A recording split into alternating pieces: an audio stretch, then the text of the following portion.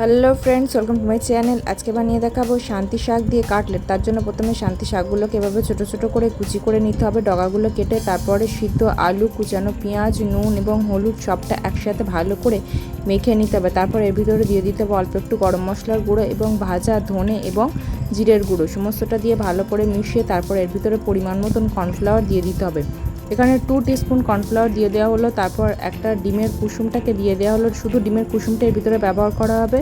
তারপর কুচি করে রাখা শাক দিয়ে মেখে এভাবে ছোটো ছোটো বড়ার আকারে করে নিয়ে তারপরে টোস্টের গুঁড়োর ভিতরে কোট করে ডিমের সাদা অংশে ডুবিয়ে আবারও টোস্টের গুঁড়োর ভিতরে এটাকে কোট করে নিতে হবে। এইভাবে দুবার কোট করে নেওয়ার পর তারপরে কড়াইতে অল্প একটুখানি ঘি দিয়ে এটাকে আস্তে আস্তে শ্যালো ফ্রাই করে নিতে হবে। এইভাবে সামান্য তেল দিয়ে শাকের কাটলেট বানিয়ে খেয়ে দেখুন, দুর্দান্ত স্বাদের লাগবে এবং সাথে দারুণ মুচমুচে হবে। এবার এগুলোকে তুলে প্লেটে আমি সার্ভ করে দেখাচ্ছি।